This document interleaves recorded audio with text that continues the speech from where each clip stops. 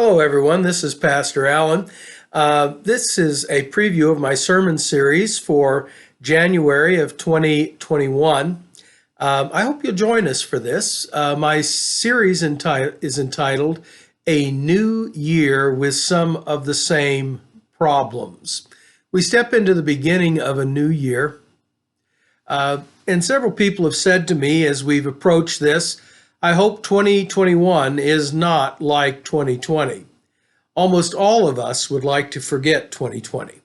The pandemic and its results, not only the medical and the health problems, but the deep distrust that has been sown between the political and bureaucratic and social agencies and the public in general, has worn heavily on the fabric of our society. In addition, we have a great deal of civil unrest. And in my opinion, it surpasses any of that we saw in the 20th century.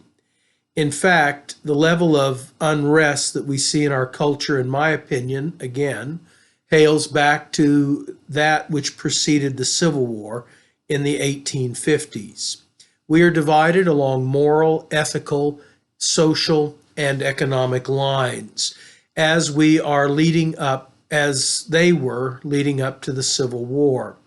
We have watched the four legs of the stool that supports our society be weakened by the impact of the regulations that have stemmed from the attempts of our government and political leaders to mitigate the effects of this pandemic. We have watched as small businesses and entrepreneurs have been decimated by policies that were destructive to them. We have watched as churches and religious organizations have been severely curtailed. We have also watched families and social events be discouraged and outright banned. And we have also watched as entities within our culture have tried to limit our freedom of thought and speech and disparaged the policies in these areas. It has resulted in some severe problems in our culture, and I do not believe they will be easily solved. Surprisingly, as today we had a moral issue in the 1850s at the very center of the debate in our society. In the 1850s, the issue of slavery demanded a moral response from every person in America. Either you were pro-slavery or you were anti-slavery. In our era, that issue is abortion. Either you are pro-abortion or you are pro-life. The nuances have disappeared in that issue as they had in the 1850s with the issue of slavery. In the 1850s, socially and economically, you had a tremendous wealth gap between powerful banking interests and their allies in the exporting and in the cotton production, the slaveholders, land speculators, and major industries. On the other side of the equation, you had small landowners and farmers and laborers and a swelling immigrant population. We now see similar social and economic divisions within our present society. And with it, it brings social and political and economic conflicts. In the 1850s, we saw a political and bureaucratic class as tone deaf to these realities as they are in our present culture. The ethical divisions were seen in several aspects of society, but they were most clearly seen in the fact that paid mobs and corruption were used to impact the political and judicial decisions of the time. This even fed into the structure of religious organizations. Several split over support of slavery or abolition. And these realities eventually spun out of control in the 1850s, leading directly to the Civil War. What they might lead to in our era is not yet to be seen. But I personally enter this coming year with a great deal of apprehension. Peter in 2 Peter 3 reminds Christians that this world is temporary, with all its social, economic, political, and ethical dilemmas. His question for us in the light of this truth is, what kind of people should we be? His answer requires three things. We should have holy conduct. We should have a godly attitude. And we should be concerned about God's kingdom in the world. The problem with these is clearly identified by the Apostle Paul in 1 Corinthians chapter 5, beginning with verse 6.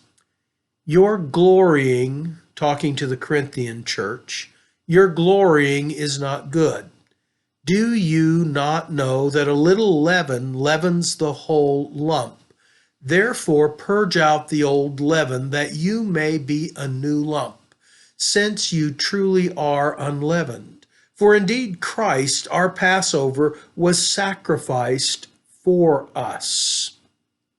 Therefore, let us keep the feast, not with old leaven, nor with the leaven of malice and wickedness, but with the unleavened bread of sincerity and truth.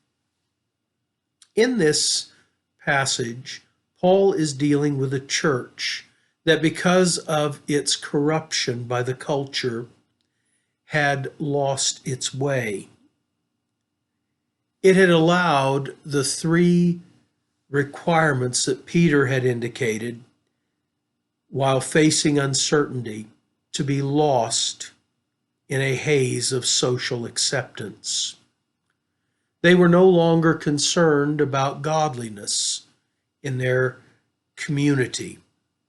In one area of their lives, and as a result of this, it impacted all the other areas. Paul likens it to yeast as it infects the entirety of their spiritual well-being. When we are no longer concerned about ethical behavior or moral certitude or God's eternal purpose, then the leaven is already at work in our hearts. My 5 messages this month will be a call to look closely at Paul and Peter's demands for Christians living in uncertain times. This coming Sunday, I will be looking at steeling ourselves for the struggle ahead as we look at the question, how do we begin?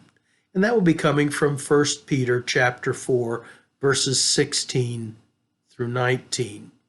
On the 10th of January, I will be tackling the issue of determining God's purpose in the present with a message that I've entitled, What Will God Do?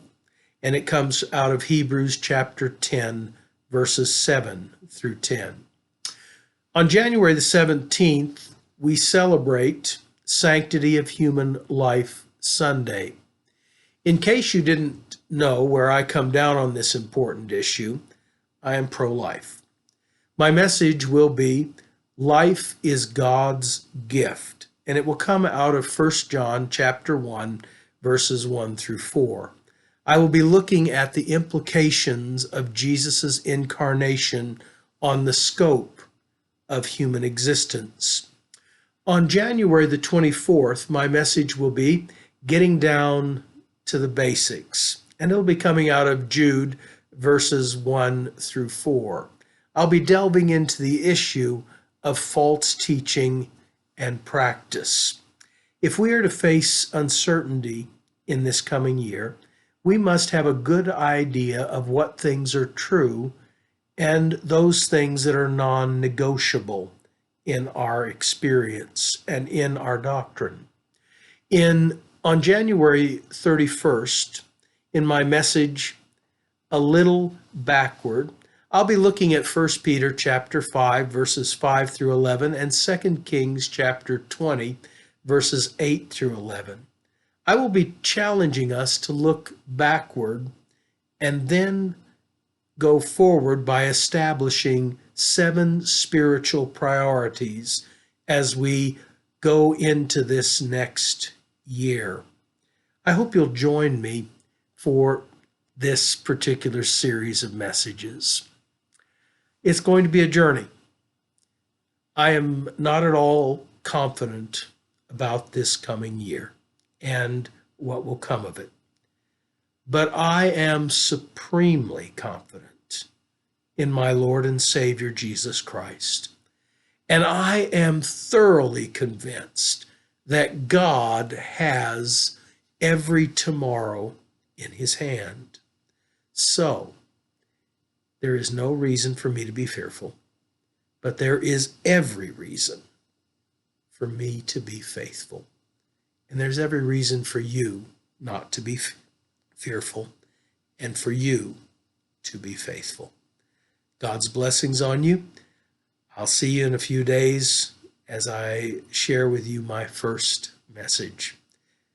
I'm looking forward to what God will do in our lives together in this coming year. Take care of yourself.